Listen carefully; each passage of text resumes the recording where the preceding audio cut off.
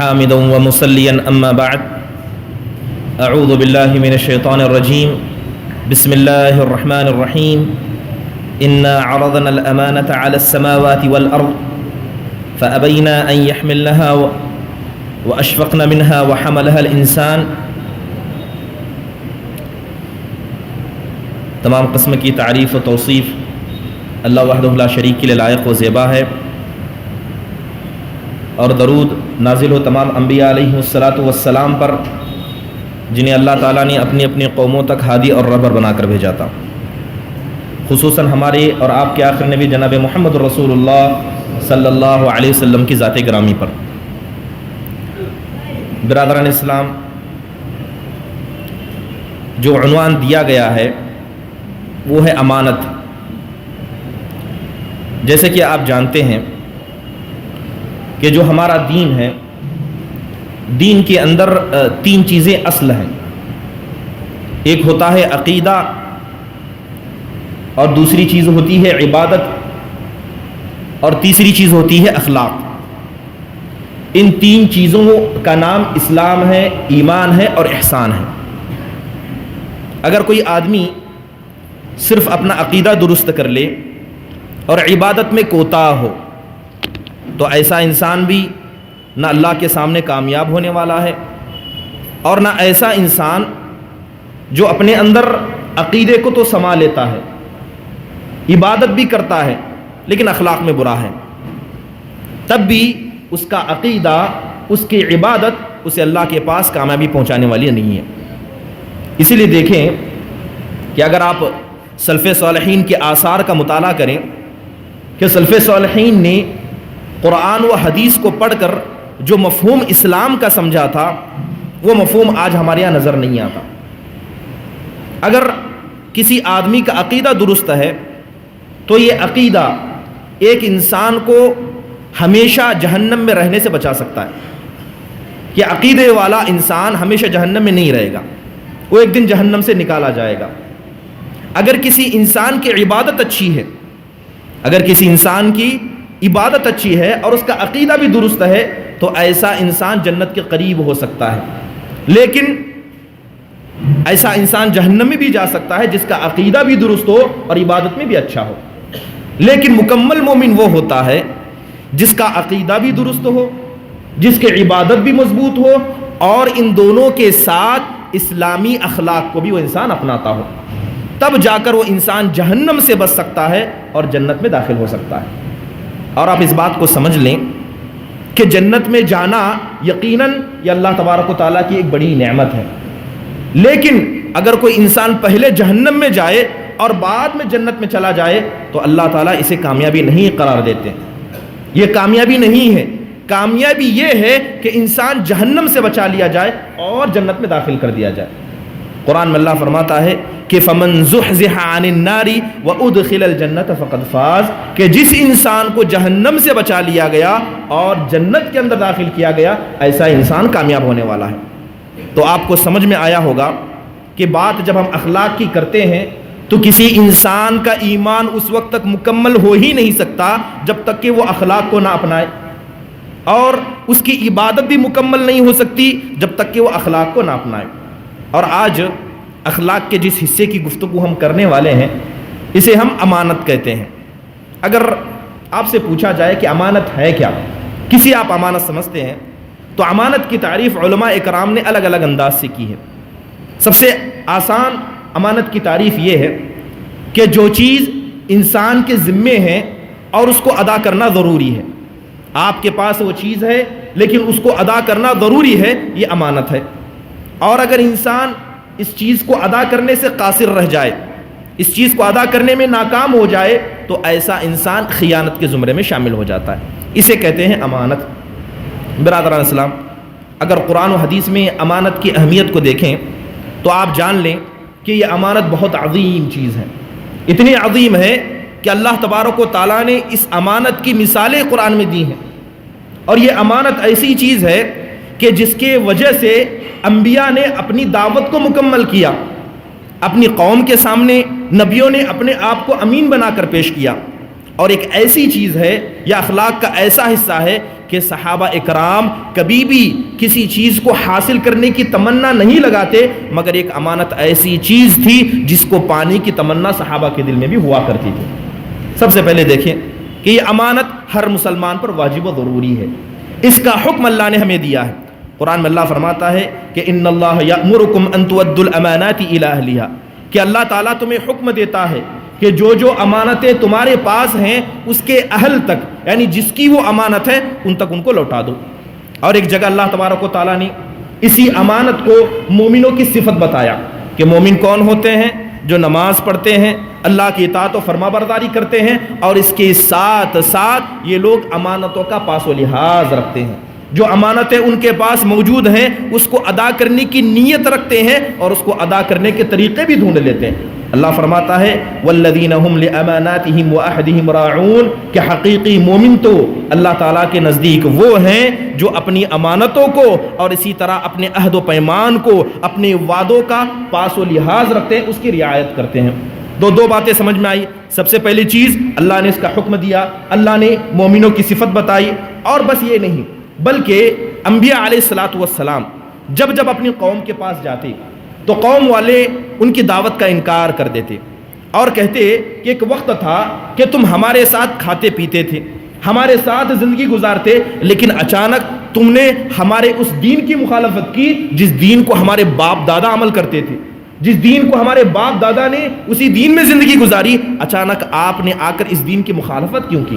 ایسے وقت میں جب انسان ایسی حالت میں آ جائے تو انبیاء اکرام میں سے کتنے ایسے انبیاء تھے جنہوں نے اپنی امانت کو لوگوں کے سامنے رکھا اور کہا کہ میں نے تمہاری یہاں زندگی گزاری، جس زندگی میں میں تم سے پہلے تھا یا تمہارے ساتھ تھا، کیا کبھی تم نے مجھے میری زبان میں خیانت کرنے والا پایا، یا کسی کے مال کو ہڑپنے والا پایا، یا زبان کے مسئلے میں جھوٹا پایا؟ جب میں تب جھوٹا نہیں تھا تو اب میں کیسے جھوٹا ہوا؟ تو امانت کو انبیاء اکرام نے اپنی قوم کے سامنے اللہ کی دعوت کو پہنچانے کا ذریعہ بتایا۔ اور قرآن میں اللہ تبارک و تعالیٰ نے 6 نبیوں کا ذکر کیا۔ کتنے؟ 6 نبیوں کا ذکر کیا جنہوں نے اپنی قوم کے سامنے کہا کہ میں تمہاری جانب اللہ کا بھیجا ہوا رسول ہوں اور تمہارے بیچ میں ایک امانت دار شخص ہوں۔ وہ 6 انبیاء کون تھے؟ ایک اللہ کے نبی صلی اللہ علیہ وسلم خود ہیں، حضرت ہود تھے، حضرت نوح علیہ السلام تھے، حضرت صالح، حضرت شعیب اور حضرت لوط علیہ السلام۔ یہ 6 انبیاء ہیں۔ ان 6 انبیاء نے اپنی قوم کے سامنے کیا فرمایا؟ سب نے کہا انی لکم رسول امین، کہ میری قوم والے سن لو کہ میں تمہارے پاس اللہ کی جانب سے بھیجا ہوا رسول ہوں اور ایک امانت دار انسان ہوں۔ اگر تمہارے مال میں میں خیانت نہیں کر سکتا تو اللہ تعالیٰ کے مسئلے میں کیسے خیانت کر سکتا ہوں؟ تو انبیاء اکرام جس طرح اللہ نے مومنوں کی صفت امانت داری بتائی، اسی طرح اللہ تعالیٰ نے نبیوں کی صفت بھی امانت بتائی۔ میں نے شروعات میں ایک آیت کریمہ پڑھی، اس میں اللہ تبارک و تعالیٰ نے فرمایا کہ اِنَّ عَرَضْنَا الْأَمَانَةَ عَلَى السَّمَاوَاتِ وَالْأَرْضِ۔ یہ دیکھیں کہ امانت کتنی بڑی چیز ہے، امانت کتنی بڑی اہمیت کی حامل اللہ کے نزدیک ہے۔ اللہ فرماتا ہے کہ ہم نے اس امانت کو آسمان و زمین کے سامنے پیش کیا، ہم نے امانت کو آسمانوں پر پیش کیا، زمینوں پر پیش کیا اور پہاڑوں پر پیش کیا، اور کہا کہ اگر اس کو اٹھا سکتے ہو تو اٹھا لو، کیونکہ اللہ تعالیٰ کا یہ پیش کرنا اختیاری تھا۔ اللہ تعالیٰ نے انہیں حکم نہیں دیا تھا۔ اگر اللہ حکم دیتا تو کیا آسمان کی وقعت یا زمین کی اتنی جرأت کہ اللہ کے فرمان کا انکار کر دے؟ اللہ نے انہیں چوائس دیا اور کہا کہ یہ میری امانت ہے، اگر اٹھا سکتے ہو تو اٹھا لو، تو آسمان نے انکار کر دیا۔ اتنی بڑی مخلوق جو اللہ تعالیٰ کی بنائی ہوئی ہے، اس آسمان نے امانت کو اٹھانے سے انکار کر دیا، زمین نے انکار کر دیا اور پہاڑوں نے انکار کر دیا، اور سب کے سب گھبرا گئے اور ڈر گئے کہ کہیں اللہ تبارک و تعالیٰ کی اس امانت کو ہم لیں، اس کا حق نہ ادا کریں تو اللہ کی ذات بڑا ہی سخت عذاب دینے والی ہے۔ تو یہ امانت اتنی بڑی ہے کہ اس کو اٹھانے سے یہ زمین ڈر گئی، یہ آسمان ڈر گیا، اور یہ پہاڑ بھی اللہ کے سامنے گھبرانے لگ گئے۔ اللہ تبارک و تعالیٰ نے اسی کا خاکہ پیش کرتے ہوئے فرمایا کہ ہم نے اس امانت کو آسمانوں پر، زمینوں پر اور پہاڑوں پر پیش کیا، اور سب کے سب ڈر گئے، اور اسے ایک ایسے انسان نے اٹھا لیا جو جاہل بھی ہے اور ظالم بھی ہے۔ وہ انسان جس کو اللہ تعالیٰ نے فطرت سلیم عطا کی، لیکن اس کی فطرت کو اگر کسی چیز سے نقصان پہنچ سکتا ہے تو وہ 2 چیزیں ہیں جن کا ذکر اللہ تعالیٰ نے آیت کریمہ میں فرمایا۔ پہلی چیز کیا ہے؟ انسان کی جہالت، انسان کا جاہل ہونا، اور دوسری چیز انسان کا ظالم ہونا۔ برادران اسلام، اسی لیے سلف صالحین کے سامنے جب کہا جاتا کہ اللہ تبارک و تعالیٰ کی امانت کو انسان سے محفوظ رکھنا چاہیے اور ہر شخص کو اس امانت کی حفاظت کرنا چاہیے، تو سلف صالحین فرمایا کرتے کہ یہ امانت بڑی ذمہ داری ہے۔ یہ امانت کیا ہے؟ یہ بہت بڑی ذمہ داری ہے۔ ایک کمزور ذات کا انسان، ایک ارادے کا کمزور، عبادت کا کمزور، اور ایسا انسان جس کے اندر قلب سلیم نہ ہو، وہ کبھی آدمی امین نہیں ہو سکتا۔ یہ امانت کو اٹھا نہیں سکتا۔ امانت کو اٹھانے کے لیے جگرا چاہیے، امانت کو سینے میں رکھنے کے لیے ایمان چاہیے۔ اگر دل میں ایمان نہ ہو، ظاہری طور پر سفید لباس پہن لیا جائے، کرسی کو پکڑ لیا جائے، تو یاد رکھیں یہ کرسیاں کسی شخص کو امانت نہیں دے سکتی۔ یہ بڑے بڑے عہدے، یہ جبے اور قبے کسی شخص کو امانت دار نہیں بنا سکتے۔ یہ امانت کوئی معمولی چیز نہیں ہے، یہ امانت اتنی بڑی چیز ہے کہ آسمان نے اس کو اٹھانے سے انکار کر دیا، زمین نے انکار کر دیا، اور انسان نے اس کو اٹھانے کا دعویٰ اللہ کے سامنے کر دیا۔ برادران اسلام، اسی یہی وجہ تھی کہ اللہ کے نبی صلی اللہ علیہ وسلم اس امانت کی جانب ابھارا کرتی۔ حضرت انس رضی اللہ عنہ کی روایت آتی ہے، حضرت انس کہتے ہیں کہ کئی مرتبہ نبی صلی اللہ علیہ وسلم کے خطبوں کو ہم نے سنا، نبی صلی اللہ علیہ وسلم کے خطبوں کو ہم نے سنا۔ بہت ہی کم ایسے خطبے تھے جس کے اندر اللہ کے نبی یہ بات نہ فرمایا کرتے۔ گویا تمام خطبوں میں جتنے بھی خطبے اللہ کے نبی نے دیے، ان تمام خطبوں میں اللہ کے نبی ان الفاظ کا استعمال کرتے۔ وہ الفاظ کیا تھے؟ اللہ کے نبی صلی اللہ علیہ وسلم فرماتے، لا ایمان لمن لا امانت لہ، کہ اس آدمی کے پاس ایمان ہی نہیں ہے، اس آدمی کا ایمان مکمل ہی نہیں ہے جس کے پاس امانت نہ ہو، ولا دین لمن لا عہد لہ، اور اس آدمی کے پاس بھی دین کا کوئی حصہ نہیں ہے جس کے پاس اپنے عہد کو، اپنے وعدے کو پورا کرنے کی طاقت اور ارادہ نہ ہو۔ تو نبی صلی اللہ علیہ وسلم کا صحابہ کے سامنے بار بار اسی چیز کا نصیحت کرنا کہ جب آپ خطبے کے لیے کھڑے ہوتے، اللہ کے نبی یہ نصیحت کیا کرتے۔ اللہ کے نبی صلی اللہ علیہ وسلم بتانا چاہتے کہ یہ امانت کتنی طاقتور چیز ہے اور اس امانت کی اہمیت اللہ تعالیٰ کے نزدیک کیا ہے۔ اس لیے دیکھیں کہ امانت ایسی چیز ہے کہ ہر انسان اپنے دل میں امانت کو نہیں رکھ سکتا۔ جیسے میں نے بتایا کہ کمزور دل والا، کمزور ایمان والا اس امانت کو نہیں سنبھال سکتا۔ اسی لیے اللہ کے نبی صلی اللہ علیہ وسلم نے فرمایا کہ جیسے ہی میرا انتقال ہو جائے، قیامت تم سے قریب ہو جائے، برائیاں آنے لگے یا برائیاں پھیلنے لگے، تو سب سے پہلی چیز جو اس امت کے اندر سے اٹھائی جائے گی وہ امانت ہوگی۔ سب سے پہلی چیز جو اس امت کے اندر سے اٹھائی جائے گی وہ امانت ہوگی، اور سب سے آخری چیز جو اس امت سے ختم کی جائے گی وہ نماز ہوگی۔ اللہ کے نبی صلی اللہ علیہ وسلم نے فرمایا، ان اول ما یفقد من الدین الامانہ، کہ یہ جو دین اللہ نے تم کو دیا ہے، یہ جو دین اللہ نے تم کو عطا کیا ہے، ان میں سب سے طاقتور چیز، سب سے مضبوط چیز جس کو سنبھالنے سے دل کانپ جاتے ہیں اور جو سب سے پہلے دلوں سے اٹھائی جائے گی وہ امانت ہوگی، اور سب سے آخری چیز نماز اٹھائی جائے گی۔ اس لیے دیکھیں کہ نبی صلی اللہ علیہ وسلم کے احادیث پر غور کریں۔ ایک صحابی رسول آئے، اللہ کے نبی صلی اللہ علیہ وسلم مجلس میں موجود تھے۔ آپ علیہ الصلوۃ والسلام سے اس صحابی نے کہا، مت الساعہ، اے اللہ کے نبی صلی اللہ علیہ وسلم یہ بتائیے کہ قیامت کب ہے؟ اللہ کے نبی صلی اللہ علیہ وسلم نے منہ پھیر لیا۔ تو صحابہ میں سے بعض صحابہ نے کہنے لگے کہ شاید اللہ کے نبی صلی اللہ علیہ وسلم نے اس آدمی کی بات کو نہیں سنا۔ بعض کہنے لگے نہیں، اللہ کے نبی نے سنا مگر اللہ کے نبی نے اعراض کیا، اللہ کے نبی کو شاید یہ سوال ہی پسند نہیں آیا یا اللہ کے نبی جواب نہیں دینا چاہتے تھے۔ اللہ کے نبی صلی اللہ علیہ وسلم نے صحابہ سے گفتگو کی۔ جب مجلس ختم ہوئی تب اللہ کے نبی صلی اللہ علیہ وسلم نے پوچھا کہ وہ قیامت کے بارے میں سوال کرنے والا کہاں ہے؟ وہ قیامت کے بارے میں سوال کرنے والا کہاں ہے؟ تو مجلس میں وہ آدمی ابھی بیٹھا ہوا تھا، اس نے ہاتھ اٹھا کر کہا، اے اللہ کے نبی میں ہوں۔ اللہ کے نبی صلی اللہ علیہ وسلم نے فرمایا کہ تم قیامت کے بارے میں سوال کرتے ہو کہ سنو، اذا ضیعت الامانۃ فانتظر الساعہ، کہ جب امانت کو تمہارے بیچ سے اٹھا لیا جائے تو تم قیامت کے انتظار کرو۔ تم سمجھ لو کہ قیامت کی وہاں سے شروعات ہو گئی جب تمہارے بیچ سے امانت کو اٹھا لیا جائے۔ تو صحابہ رسول کہنے لگے، اے اللہ کے نبی امانت کو اٹھائے جانے کا مطلب کیا ہے؟ یہ بتائیے کہ امانت کو اٹھائے جانے کا مطلب کیا ہے؟ اللہ کے نبی صلی اللہ علیہ وسلم فرماتے ہیں کہ جب معاملے کو، کسی ذمہ داری کو، اذا اسد الامر الى غیر اہلہ فانتظر الساعہ، اللہ کے نبی فرماتے ہیں کہ امانت کے اٹھائے جانے کا ایک معنی یہ بھی ہے کہ جب غیر لائق، غیر ذمہ دار تمہارے ذمہ دار بنا دیے جائیں، ایسے لوگوں کو تمہارا ذمہ دار بنا دیے جائے جو لائق نہیں ہے اس ذمہ داری کے، تو ایسے وقت میں تم قیامت کا انتظار کرو۔ اور یہ امانت ایسی چیز ہے جو امت میں سب سے پہلے اٹھے جائے گی. بلکہ حضرت حذیفہ رضی اللہ عنہ کی ایک مشہور روایت ہے, اس میں حضرت حذیفہ بن یمان رضی اللہ عنہ فرماتے ہیں کہ حدثنی رسول اللہ صلی اللہ علیہ وسلم حدیثین, کہ اللہ کے نبی صلی اللہ علیہ وسلم نے مجھے 2 حدیثیں بیان کی تھی. اللہ کے نبی نے میرے سامنے 2 حدیثیں بیان کی تھی, ایک کو میں نے اپنے سامنے دیکھ لیا اور دوسرے کے واقع ہونے کا میں انتظار کر رہا ہوں. تو اس کے بعد جب ان سے پوچھا گیا تو بتانے لگے کہ پہلی حدیث جس کو میں نے سامنے ہوتے ہوئے دیکھ لیا وہ امانت کے بارے میں تھی. اللہ کے نبی صلی اللہ علیہ وسلم فرماتے ہیں کہ بے شک اللہ تعالیٰ نے امانت کو دلوں کی گہرائیوں میں اتارا ہے.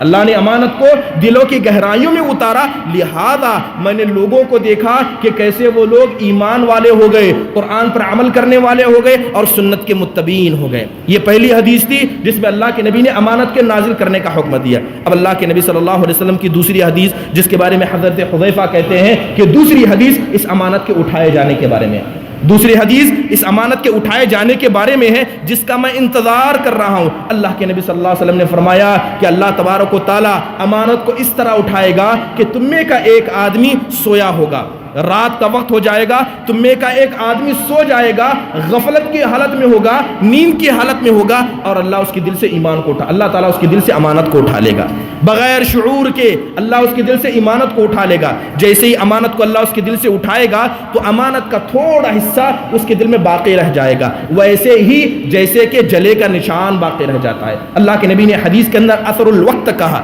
یعنی جس طرح اگر کسی کے جسم میں آگ کا کوئی حصہ لگ جائے تو 10 سال 15 سال ہو جائے وہ آگ کا نشان باقی رہتا ہے. تو اللہ کے نبی صلی اللہ علیہ وسلم فرماتے ہیں کہ جب ایک آدمی سویا ہوگا, غفلت کی حالت میں ہوگا, ایسے وقت امانت کو اٹھا لیا جائے گا اور اتنا ہی نشان اس کے دل میں امانت کا باقی ہوگا جس طرح کے نشان تمہارے جسموں پر جلنے کی وجہ سے ہو جاتا ہے. پھر ایک آدمی سوئے گا, امانت کو دھیرے دھیرے اٹھایا جائے گا. پھر ایک آدمی سوئے گا, جب وہ آدمی سوئے گا تو اس کے دل سے اور امانت کو اٹھا لیا جائے گا اور اس کے دل میں اتنا ہی نشان باقی رہے گا جتنا کہ اگر کوئی گرم چیز آپ کے جسم پر لگ جائے تو جس کی وجہ سے جسم کا ایک حصہ پھول جاتا ہے, تھوڑا سا پھول جاتا ہے, جس کے اندر فاسد پانی جمع ہوتا ہے, اتنا ہی حصہ اس کے دل میں باقی رہے گا. اس کے بعد اللہ تبارک و تعالیٰ کے حکم سے پوری امانت کو اٹھا لیا جائے گا. اس کے بعد اللہ کے نبی صلی اللہ علیہ وسلم اس حدیث کے آخر میں فرماتے ہیں کہ جب لوگوں کے دلوں سے امانت کو اٹھا لیا جائے گا تو لوگ کہیں گے کہ فلاں فلاں قوم میں ایک امانت دار آدمی ہے. یعنی امانت اتنی کم ہو جائے گی کہ قوم کے اندر, بڑی بڑی قوم کے اندر صرف ایک امانت دار آدمی ہوگا. کہ فلاں قبیلے میں, جیسے مثال کے طور پر یہ کہا جائے کہ اننت پور میں ایک امانت دار آدمی بچا ہے, بلاری میں ایک امانت دار آدمی بچا ہے, اس کے علاوہ جتنے امین جتنے لوگ موجود ہیں سب خیانت کرنے والے ہیں. ایسا وقت آنے والا ہے. اللہ کے نبی صلی اللہ علیہ وسلم فرماتے ہیں کہ اس وقت لوگوں کا حال یہ ہوگا کہ لوگ دیکھ کر ایک آدمی کو کہیں گے, ایک آدمی ان کے سامنے کھڑا ہوگا, لوگ دیکھ کر کہیں گے کہ ہماری امت کا سب سے عقل مند انسان یہی ہے, ہماری امت کا سب سے عقل مند انسان یہی ہے, طاقت کے اعتبار سے, مال کے اعتبار سے سب سے اچھا یہ ہے. اور لوگ یہ بھی کہیں گے کہ خوبصورتی کے اعتبار سے, لباس پہننے کے اعتبار سے سب سے اچھا انسان یہی ہے. اللہ کے نبی فرماتے ہیں لیکن اس کے دل میں رائی کے دانے کے برابر بھی ایمان نہیں ہوگا.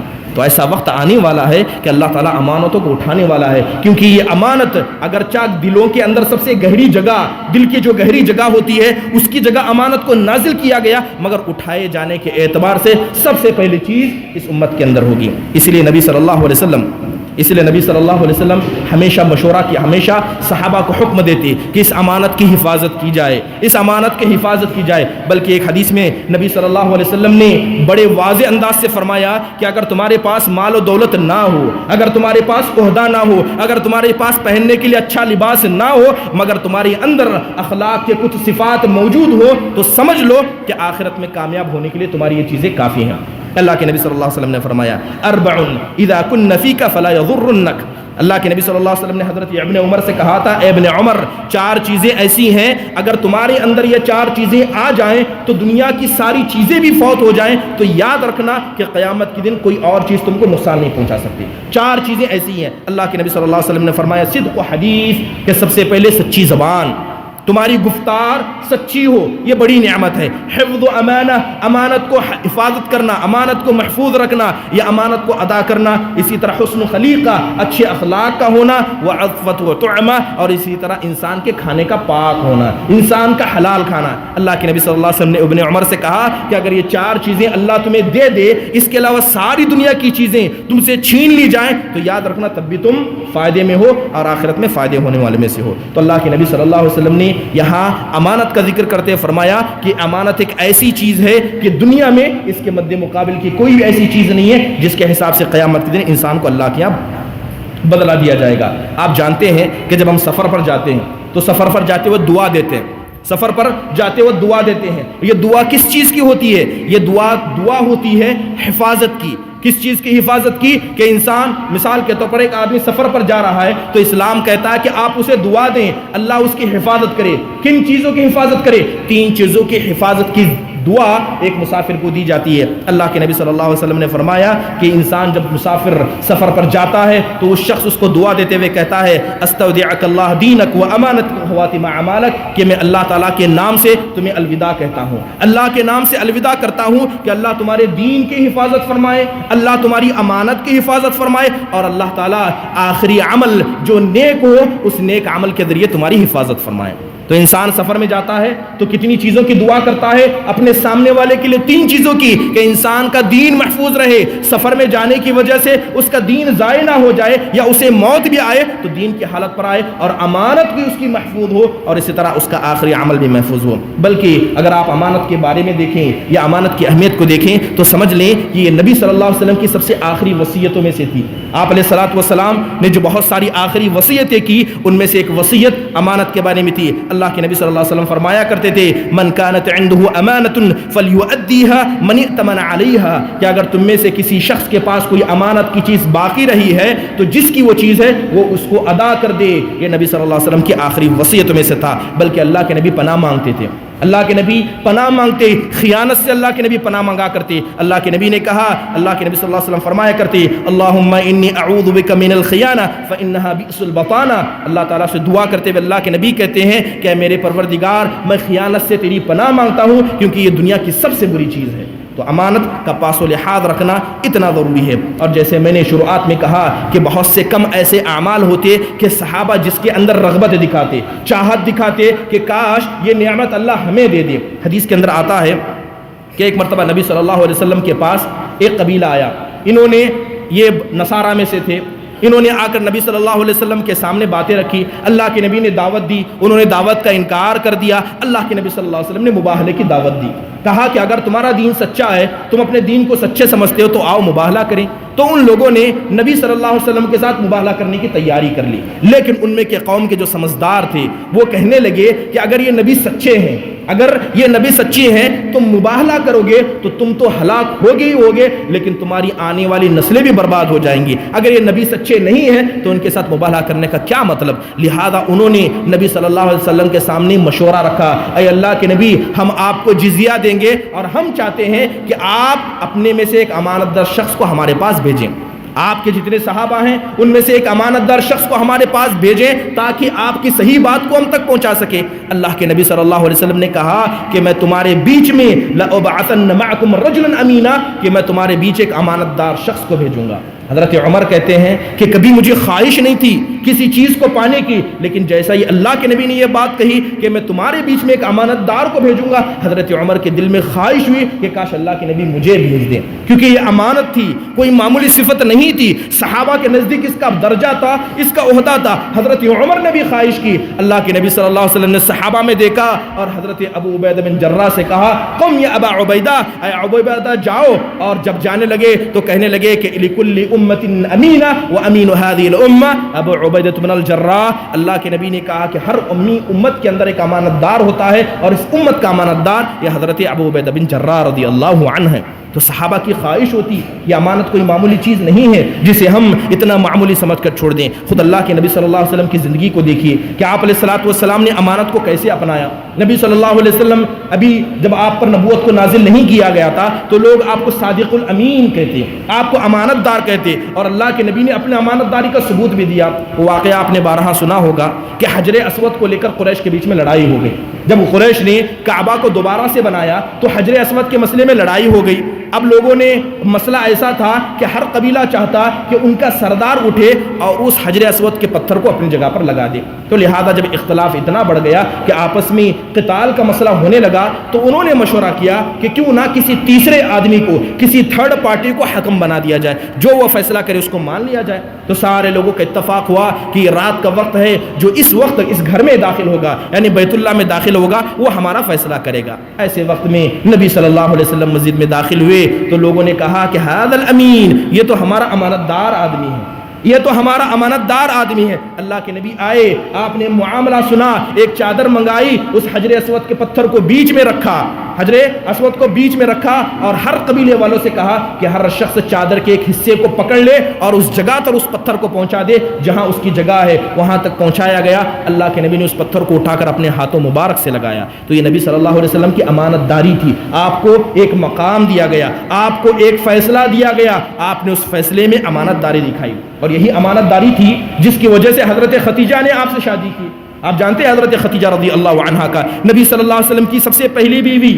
اللہ کے نبی صلی اللہ علیہ وسلم امانت داری, اپنی امانت داری کی وجہ سے آپ کے بیچ میں مشہور ہو گئے تھے. حضرت خدیجہ نے اپنا مال آپ کو دیا تاکہ آپ تجارت کر سکے. نبی صلی اللہ علیہ وسلم نے تجارت کی اور حضرت خدیجہ رضی اللہ عنہا کو جو نبی صلی اللہ علیہ وسلم کی سب سے بڑی صفت جو پسند آئی تھی, نبی صلی اللہ علیہ وسلم کی سچائی, آپ کی امانت داری, آپ کے اچھے اخلاق, یہاں تک کہ نبی صلی اللہ علیہ وسلم نے اسے شادی کر لی. اس کے علاوہ اگر آپ دیکھیں کہ جو سب سے بڑی امانت جس کا پاس و لحاظ آپ علیہ الصلوۃ والسلام نے رکھا وہ اللہ کی جانب سے نازل کردہ یہ شریعت تھی. جیسی شریعت اللہ تعالیٰ نے آپ کے پاس اتاری, آپ علیہ الصلوۃ والسلام نے اس امانت کو کبا حق اپنے قوم والوں تک پہنچا دیا. وہ قوم والے جنہوں نے آپ کو مارا, آپ کے گھر والوں کو ستایا, نماز پڑھنے جاتے آپ کے سر پر اونٹ کی اوجڑی رکھ دیتے, لیکن اللہ کے نبی صلی اللہ علیہ وسلم نے ان کی دشمنی کی وجہ سے کبھی اس امانت میں خیانت نہیں کی. یہاں تک کہ خود اللہ تعالیٰ نے ساتوں آسمان سے آپ کے اس امانت کی ادائیگی کی ضمانت دیتے ہوئے فرمایا کہ آپ نے اس امانت کو اللہ کے سامنے ادا کر دیا. اس کے علاوہ جب نبی صلی اللہ علیہ وسلم, آپ جانتے ہیں کہ نبی صلی اللہ علیہ وسلم امین تھے, غیر مسلم بھی آپ علیہ الصلوۃ والسلام کے پاس اپنے بہت سارے سامان رکھا کرتے. جب آپ ہجرت کو جا رہے تھے تو اللہ کے نبی صلی اللہ علیہ وسلم نے اپنے بستر پر حضرت علی کو رکھا اور کہا تھا کہ یہ دیکھو مشرکین کی بہت ساری امانتیں ہیں, میں یہاں سے چلا جاؤں تو ان امانتوں کو ان کے صاحب تک پہنچا دینا. یہ نبی صلی اللہ علیہ وسلم کی امانت تھی. اور جہاں تک بات امانت کی ہے تو آپ یہ بات جان لیں, یہ بات آپ جان لیں کہ جس آدمی کے دل میں امانت کو ادا کرنے کا جذبہ رہتا ہے, اگر کوئی آدمی سچے دل سے امانت کو ادا کرنا چاہتا ہے تو اللہ تعالیٰ ایسے آدمی کے لیے کافی ہو جاتا ہے, اللہ ایسے آدمی کے لیے کافی ہو جاتا ہے. وہ مشہور قصہ آپ نے بارہا سنا ہوگا کہ بنی اسرائیل کے زمانے میں ایک آدمی تھا, بنی اسرائیل کے زمانے میں ایک آدمی تھا, اس نے اپنے ایک بھائی سے پیسے طلب کیے, 1000 دینار کا مطالبہ کیا. دوسرے بھائی نے 1000 دینار دے دیے اور کہا کہ بتاؤ اب تمہاری کفالت کون کرے گا؟ تو اس نے کہا کہ اللہ تعالیٰ میرا کفیل ہے. اس نے مان لیا. کہا اب اس معاملے کا گواہ کون بنے گا؟ تو اس نے کہا کہ اللہ اس معاملے کا گواہ ہے. لہذا دونوں کے بیچ میں ایگریمنٹ ہو گئی اور ایک وقت متعین ہوا کہ فلاں وقت میں تم یہ 1000 دینار واپس کر دینا.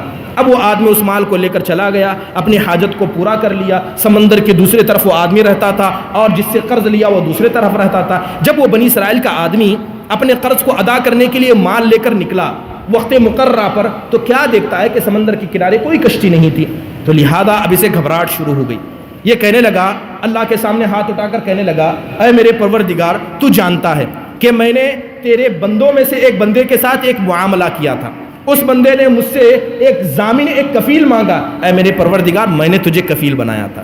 اے اللہ, اس نے مجھ سے گواہ مانگا. اے اللہ, میں نے تجھے گواہ بنایا تھا. اے میرے پروردگار, یہ مال ہے, یہ ادا کرنے کا ارادہ ہے, لیکن میرے پاس کوئی راستہ نہیں ہے. اللہ سے دعا کی, ایک چھوٹی سی لکڑی لی, اس لکڑی کو بیچ سے توڑ کر وہ پیسے اس کے اندر ڈال دیے, اور پیسے کے ساتھ ایک چٹھی ڈال دی، اس چیز کو جو توڑا تھا اس کو صحیح کر دیا اور اللہ تعالیٰ کے نام پر اس چیز کو سمندر میں پھینک دیا.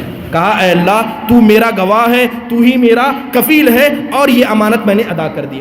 اب اس آدمی کا ارادہ بڑا نیک تھا، اللہ تعالیٰ کے اس سچے فیصلے کی وجہ سے، اللہ تعالیٰ کے ساتھ سچی امانت داری کی وجہ سے اب وہ دوسرا آدمی جو سمندر کے دوسرے جانب کھڑا تھا وہ انتظار میں ہے کہ کب میرا پاس پیسہ آئے. تو دیکھتا ہے کہ نہ کوئی کشتی ہے، نہ کشتی میں آنے والا کوئی ہے، لہذا وہ مایوس ہو گیا. لیکن اپنے گھر کو جانے کے لیے کچھ لکڑیوں کی ضرورت تھی، تو سمندر میں بہتی ہوئی ایک بڑی لکڑی کو دیکھا اور اس کو اٹھا کر اپنے گھر لے گیا. توڑا تو اس کے اندر اس پیسے کو پایا اور اس چٹھی کو پایا جو اس آدمی نے لکھی تھی جس آدمی سے اس کو امانت لینی تھی. لہذا چند وقت گزرنے کے بعد دوبارہ وہ آدمی آیا، آ کر اس سے معذرت طلب کی. تو اس نے کہا کہ اللہ تعالیٰ نے تمہاری جانب سے تمہاری امانت کو ادا کر دیا، تمہاری جانب سے تمہارے امانت کو ادا کر دیا. بہت سارے لوگ سمجھتے ہیں کہ امانت کو ادا کرنے کے لیے بڑا کلیجہ چاہیے، ہمارے پاس مال و دولت چلی جائے. اگر آپ کا ایمان صحیح ہو، آپ کا ایمان مضبوط ہو تو یاد رکھیں کہ اگر آپ اللہ پر بھروسہ کریں وَمَن يَتَوَكَّلْ عَلَى اللَّهِ فَهُوَ حَسْبُهُ، کہ آپ اللہ پر بھروسہ کرو.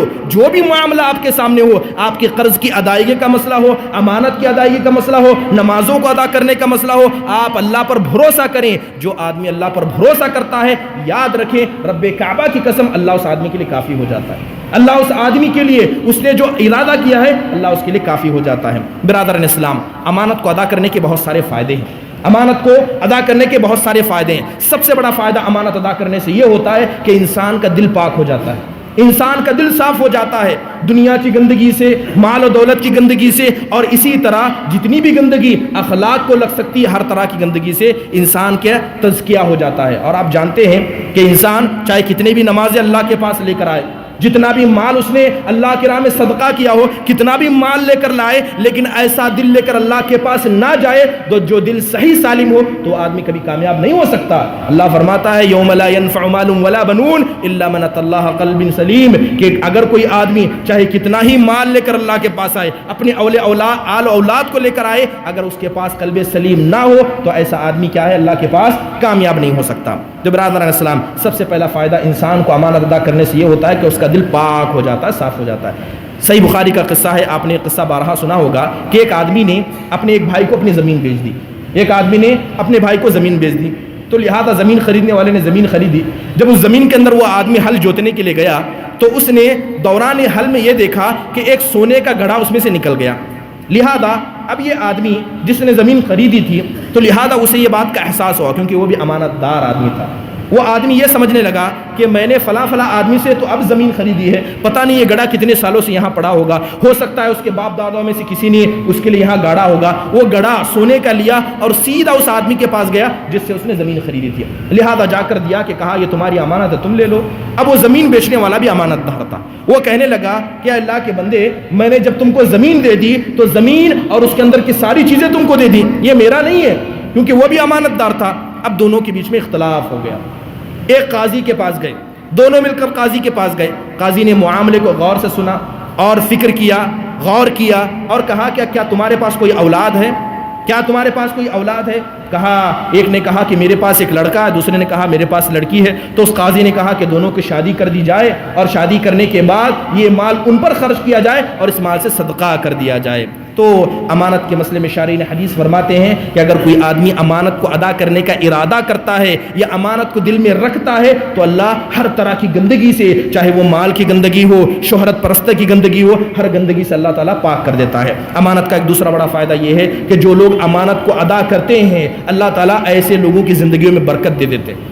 اللہ ایسے لوگوں کی زندگیوں میں، ایسی نسلوں میں اللہ برکت دے دیتے ہیں جو امانت کو ادا کرنے کا شیوا رکھتے ہیں یا امانت کو ہمیشہ ادا کرتے ہیں. اگر آپ قرآن میں قصے پڑھیں تو اللہ تبارک و تعالیٰ نے بہت سارے نبیوں کے قصے بیان کیے. ایک قصہ حضرت یوسف علیہ السلام کا. آپ جائیے حضرت یوسف علیہ السلام کی زندگی کو دیکھیے، پوری امانت کا حقیقی پیکر ہے. ایک عورت نے دعوت دی، انہوں نے اللہ تعالیٰ نے جو نشانیاں نازل کی تھی، امانت، اپنی عزت و عفت کی حفاظت کرتے ہوئے امانت اختیار کی، اس سے اپنے آپ کو دور رکھا، یہاں تک کہ اسی وجہ سے جیل میں جانا پڑا. جیل میں جانا پڑا تو جس عورت کی وجہ سے آپ جیل میں گئے تھے، جو وہاں کا بادشاہ تھا، اس نے آپ کے ساتھ بہت سارے تعاملات کیے. جیل میں ڈالا گیا، ایک خواب آپ سے پوچھا گیا. جب آپ سے خواب پوچھا گیا تو حضرت یوسف علیہ السلام نے اس خواب کی صحیح تعبیر بتائی. اس میں کوئی خیانت نہیں کی، لہذا جب صحیح تعبیر انہوں نے بتائی تو یہاں تک وقت ایسا آیا کہ اللہ تبارک و تعالیٰ نے اسی امانت کی برکت کو، شارحین حدیث کہتے ہیں کہ حضرت یوسف علیہ السلام کو جو اتنا بڑا عہدہ ملا، اتنی بڑی سرداری ملی، اس کے بہت سارے اسباب تھے، لیکن ایک بڑا سبب ان کی امانت داری بھی تھی۔ تو لہذا اس امانت کی وجہ سے اللہ تعالیٰ نے ان کو اس ملک کا بادشاہ بنا دیا جو کبھی اس امانت داری کی وجہ سے جیل میں تک چلے گئے تھے۔ حضرت موسیٰ علیہ السلام کا قصہ مشہور ہے کہ حضرت موسیٰ علیہ السلام نے بھی امانت دکھائی، اپنی نگاہوں کی امانت دکھائی، اسی طرح اپنے اللہ تعالیٰ کے کلام کی امانت دکھائی، یہاں تک کہ حضرت شعیب علیہ السلام کی بیٹیوں سے جو آپ کا نکاح ہوا وہ کس وجہ سے تھا، اس کے اندر اللہ تعالیٰ نے خود ذکر کیا ہے کہ ان میں سے ایک بیٹی اپنے ابا جان سے کہتی ہے کہ یہ ابا جان، یہ آدمی جس نے ہماری بکریوں کو پانی پلایا ہے، یہ آدمی طاقتور بھی ہے اور امانت دار بھی ہے، آپ اس کو رکھ لیجئے۔ تو حضرت شعیب علیہ السلام کے سامنے جب دو چیزیں ذکر کی گئی، ایک طاقت کا، دوسری امانت داری کا، تو اللہ حضرت شعیب علیہ السلام نے حضرت موسیٰ کو کام پر رکھا، نعمت بھی عطا کی، اپنی بیٹی بھی دی اور اللہ نے نبوت سے بھی سرفراز کیا۔ تو یہ امانت کے بہت سارے فائدے ہوتے ہیں۔ امام ابن عساکر رحمہ اللہ نے اپنی کتاب تاریخ ابن دمشق کے اندر ایک واقعہ نقل کیا ہے، اگرچہ اس واقعے کے اندر بہت سارا اختلاف ہے، بلکہ کئی علماء نے اس واقعے کو ضعیف بھی قرار دیا ہے، لیکن عبرت کے لیے واقعہ کافی ہے۔ آپ نے یہ واقعہ بارہا سنا ہوگا کہ حضرت عمر بن خطاب رضی اللہ عنہ کے دور میں یہ دیکھیے کہ اگر کوئی آدمی امانت داری اختیار کرتا، چاہے مرد ہو یا عورت، اللہ کیسی برکت عطا کرتا ہے۔ ابن عساکر رحمہ اللہ لکھتے ہیں کہ حضرت عمر کا یہ معمول تھا، حضرت عمر کی یہ عام عادت تھی کہ رات میں گشت کرنے کے لیے نکلتے، تو لہذا گشت کرتے کرتے ایک گھر کے پاس پہنچے اور وہاں پر انہوں نے ایک ماں اور ایک بیٹی کی گفتگو کو سنا۔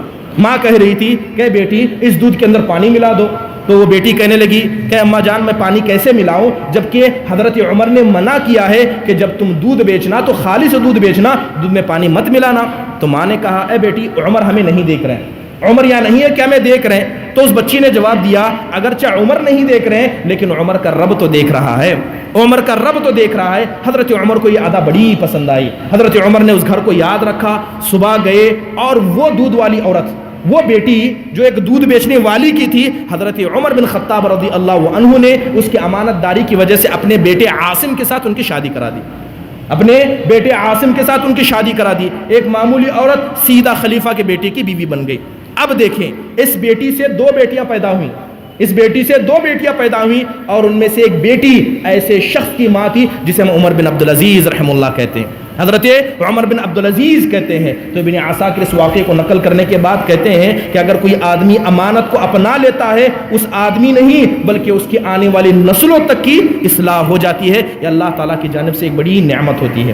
برادران اسلام، اگر امانت کے بارے میں اقوال دیکھیں تو بہت سارے سلف صالحین کے صحابہ اکرام کے اقوال ہیں۔ حضرت ابو بکر کہا کرتے تھے اصدق الحدیث الامانہ واکذب الحدیث الخیانہ، کہ جتنی سچے باتیں ہو سکتی ہیں، سچی باتوں میں سب سے سچی بات امانت داری ہے، اور جتنی باتیں جھوٹی ہو سکتی ہیں سب سے جھوٹی بات خیانت ہے۔ اسی طرح عیون الاخبار کے اندر ابن ابی نجح سے حضرت عمر بن خطاب رضی اللہ عنہ کے بارے میں آتا ہے کہ حضرت عمر بن خطاب رضی اللہ عنہ کے سامنے جب قیصر اور کسریٰ کے کنگن لائے گئے، عمر بن خطاب کے سامنے قیصر اور کسریٰ کے کنگن لائے گئے تو حضرت عمر نے ایک لکڑی لی اور ان کنگنوں کے بیچ میں ان قیصر و کسریٰ کے سردار کے تاج کو پلٹ رہے تھے اور کہہ رہے تھے کہ خدا کی قسم یقیناً تم امانت دار ہو، تب جا کر اتنی قیمتی چیزیں تم نے ہمارے سامنے لا کر رکھی۔ تو قوم والوں نے کہا کہ عمر تم اللہ کے امین ہو، ہم امانت دار ہیں، تو اس کی بڑی وجہ یہ ہے کہ آپ اللہ کے امین ہیں، اللہ کی امانت داری کو آپ ادا کرتے ہیں، اسی لیے آپ کی قوم والے بھی امانت دار ہیں۔ اس کے علاوہ حضرت عمر رضی اللہ عنہ فرمایا کرتے، حضرت عمر فرمایا کرتے کہ کسی آدمی کی نماز مجھے دھوکہ نہیں دے سکتی، کسی آدمی کا روزہ مجھے دھوکہ نہیں دے سکتا، جو چاہے نماز پڑھے، جو چاہے روزہ رکھے، اگر وہ امانت دار نہیں ہے تو میرے نزدیک وہ آدمی ایمان والا بھی نہیں ہے۔ نماز پڑھنے والا مومن میرے نزدیک نہیں ہے، روزہ رکھنے والا نہیں ہے، بلکہ جو امانت دار ہے وہ میرے نزدیک کیا ہے؟ سب سے بڑا مومن ہے حضرت عمر۔ بلکہ حضرت عبداللہ بن مسعود رضی اللہ عنہ کا قول ہے کہ جب ایک انسان اللہ کی راہ میں قتل کر دیا جاتا ہے، ایک انسان اللہ کی راہ میں قتل کر دیا جاتا ہے تو اللہ اس کے سارے گناہوں کو معاف فرماتے ہیں سوائے امانت میں خیانت کے۔ اگر انسان اللہ کی راہ میں قتل بھی کر دیا جائے، اگر اس نے خیانت کی ہوگی تو یہ اس کا گناہ معاف نہیں ہوگا، اللہ تعالیٰ اس کا حساب و کتاب لے گا۔ اسی لیے دیکھیں کہ بلکہ ابن عباس ابن عباس رضی اللہ عنہ فرمایا کرتے تھے کہ جہاں تک بات امانت کی ہے، آج لوگ امانت کو ادا کرنے میں بہانہ کرتے ہیں کہ ہمارے پاس مال نہیں تھا، ہمارے پاس یہ تھا وہ تھا۔ حضرت ابن عباس فرماتے ہیں کہ لم یرخص اللہ لمعسر ولا لموسر ان یمسک الامانہ، کہ چاہے انسان کتنا تنگ دست ہو، کتنا مالدار بھی ہو، لیکن امانت کو ادا کرنے سے اگر کوئی ہیلا و بہانہ کرتا ہے تو یہ بہانہ اللہ کے یہاں قابل قبول نہیں ہوتا۔ برادران اسلام، بات بہت زیادہ ہو رہی ہے امانت کی چند چیزیں۔ آپ جانتے ہیں کہ یہ لفظ جو امانت ہے یہ بہت بڑا مفہوم اپنے اندر رکھتا ہے۔ یہ جو لفظ امانت ہے یہ بہت بڑا مفہوم رکھتا ہے۔ امانت کے کئی سارے مفہوم شریعت کے اندر ہیں۔ سب سے پہلا امانت کا مفہوم یہ ہے کہ امانت کا مطلب یہ ہے کہ اللہ تعالیٰ کے جو احکام ہیں، یہ امانت کا پہلا اور سب سے بڑا مفہوم ہے کہ اللہ تعالیٰ کے جتنے احکام ہیں، جن چیزوں کا اللہ نے حکم دیا ہے اور جن چیزوں سے اللہ نے منع کیا ہے، یہ اللہ کی امانت ہے۔ اور اسی امانت کا ذکر اللہ نے آیت میں فرمایا کہ انا عرضنا الامانۃ علی السماوات والارض، کہ ہم نے امانت کو آسمان و زمین پر، یعنی اللہ کے احکام کو، اس کی احکام کو ماننا، اس کے حرام کردہ چیزوں سے بچنے کا حکم اللہ نے آسمان و زمین پر نازل کیا تو سب نے انکار کیا۔ یہ ایک امانت کا ایک حصہ ہے۔ امانت کے اور اقسام دیکھیں۔ امانت کا دوسرا حصہ جسے ہم عام طور پر سمجھتے ہیں، امانت کا پہلا حصہ یہ ہے کہ اگر آپ نے نماز نہیں پڑھی تو آپ خیانت کر رہے ہیں، اگر آپ حرام چیزوں کا استعمال کرتے ہیں تو آپ اللہ کے نزدیک خیانت کرنے والے ہیں، اگر آپ نمازوں کو، اللہ کے احکام پر عمل کرتے ہیں تو آپ امانت دار ہیں۔ یہ امانت کا پہلا حصہ۔ دوسری چیز جسے ہم امانت کے بارے میں سمجھتے ہیں، مال و دولت کے مسئلے میں امانت۔ مال و دولت کے مسئلے میں امانت، مال و دولت کے مسئلے میں جہاں تک امانت کی بات ہے یہ دو طرح کی ہوتی ہے۔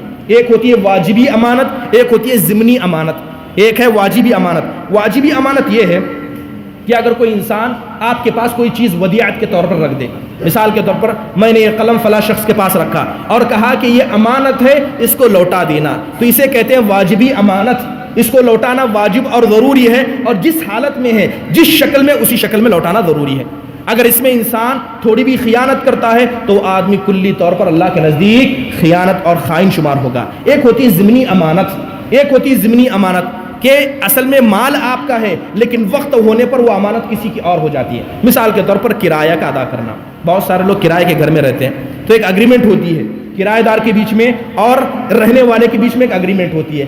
اگریمنٹ یہ ہوتی ہے کہ آپ کو ہر مہینہ کرایہ ادا کرنا ہے۔ اگر کوئی آدمی ہر مہینے کو کرایہ نہیں ادا کرتا ہے یا کرایہ ادا کرنے سے تاخیر کرتا ہے تو یہ خیانت میں ضمنی خیانت شمار کی جاتی ہے۔ یہ خیانت کا ایک حصہ ہے کہ آپ اپنے کرائے کو وقت پر نہ ادا کریں۔ اسی طرح کسی شخص سے کوئی عاریت کی چیز پر لیں، گھروں کے اندر جیسے خواتین کرتے ہیں، کسی سے تیل مانگ لیا، کسی سے چاول مانگ لیا، اگر آپ نے وعدہ کیا ہے کہ فلاں وقت پر لوٹاؤں گی، اگر آپ نہیں لوٹاتے ہیں تو یہ ضمنی خیانت میں شمار ہوتا ہے۔ اسی طرح آج جیسے ہمارے یہاں چٹھی وغیرہ ڈالتے ہیں، مضاربہ کی شکل ہے، مشارکے کی شکل ہے کہ ہم پیسے ایک ساتھ اکٹھا کرتے ہیں، تو ہر شخص کا اتفاق ہوتا ہے کہ ٹائم پر پیسہ ادا کیا جائے، ہر فریق ٹائم پر ادا کرے۔ اگر کوئی آدمی ادا کرنے سے آگے پیچھے کرتا ہے، تاخیر سے ادا کرتا ہے، تو اس کو بھی ضمنی خیانت اسلام کے اندر شمار کی جاتی ہے۔ اور ایک واجبی خیانت میں، واجبی خیانت میں عقد و پیمان ہوتا ہے۔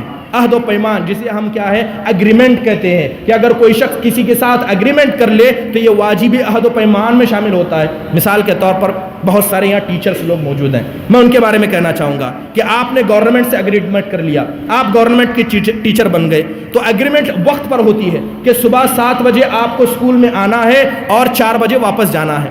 تو یہ عہد و پیمان میں آتا ہے، جب آپ نے کسی چیز پر اگریمنٹ کر لیا، آپ کو صبح 7 بجے آنا ہے، آپ 9 بجے آ رہے ہیں، اور 4 بجے جانا ہے، آپ 3 بجے جا رہے ہیں، یہ خیانت میں شمار ہوتا ہے، یہ خیانت میں شامل ہوتا ہے۔ اور یہ خیانت کا وہ حصہ ہے جس کا تعلق عہد و پیمان سے ہے کہ المؤمنون علی شروطہ، مومن کی سب سے بڑی شان یہ ہوتی ہے کہ مومن جو زبان سے ایک بار کہہ دے، جس چیز پر اگریمنٹ ہو جائے، کوئی آدمی اس اگریمنٹ سے نہیں پیچھے ہٹتا۔ اور اسی طرح کچھ غیر عقدی طور پر بغیر کسی اگریمنٹ کے کچھ چیزیں ہوتی ہیں، مثال کے طور پر جسے شریعت کے اندر لقطہ کہا جاتا ہے۔ راستے میں جا رہے تھے، اچانک آپ کو ایک فون مل گیا، آپ نے کسی سے ڈیل نہیں کی ہے، آپ نے کسی سے عہد و پیمان نہیں کیا ہے کہ وہ فون کو اٹھا کر اس سے صاحب تک پہنچا دیں گے، لیکن یہ غیر مباشر طریقے سے اللہ تعالیٰ کے نزدیک ایک امانت ہے کہ آپ اس کو لیں، اگرچہ آپ نے اگریمنٹ نہیں کی ہے مگر اس کے حقدار تک اس کو لوٹا دیں۔ یہ امانت کا ایک بڑا حصہ ہے جو بغیر اگریمنٹ کے ہوتا ہے۔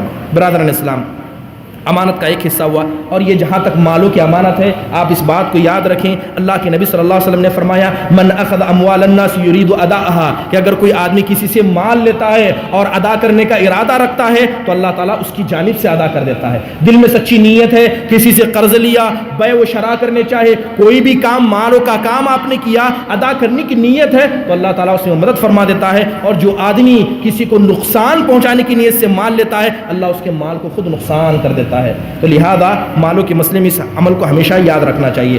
اور اسی طرح یہ کام کے مسئلے میں ایک چیز یہ بھی ہے جس کو امانت میں علماء شمار کرتے ہیں کہ انسان کو جو بھی کام سونپا جائے، ایگریمنٹ سے ہو یا بغیر ایگریمنٹ کے، اگر کوئی بھی کام آپ کو سونپا جائے تو اس کام کو آپ پرفیکٹ انداز سے کریں۔ اگر آپ ٹیچر ہیں تو جتنے بہترین طریقے سے ہو سکتا ہے آپ ٹیچنگ کریں۔ اگر آپ ڈاکٹر ہیں تو جتنے بہترین طریقے سے ہو سکتا ہے مریضوں کا علاج کریں۔ اگر آپ داعی اور مبلغ ہیں یا جیسے میں ایک مقرر ہوں تو میرے اندر بھی امانت ہونی چاہیے کہ میں باتوں کو، اچھی باتوں کو آپ کے سامنے رکھوں۔ یہ بھی ایک امانت کا حصہ ہے، یہ بھی ایک امانت کا حصہ ہے کہ جو انسان جس کام کے لیے مقرر کیا گیا اس کام میں وہ پرفیکٹ ہو جائے، اور اللہ کو یہ صفت بڑی پسند ہے۔ اللہ کے نبی فرماتے ہیں کہ ان اللہ یحب اذا عمل احدکم عملا ان یتقنہ، کہ اللہ تعالیٰ کو یہ ادا بڑی پسند آتی ہے کہ جب کسی انسان کے پاس کوئی کام سونپا جائے تو اس کو بہترین طریقے سے ادا کرے۔ امانت کا ایک حصہ یہ بھی ہے۔ امانت کا ایک حصہ عزت سے تعلق رکھتا ہے کہ عزتوں کے مسئلے میں انسان کو امانت دار ہونی چاہیے۔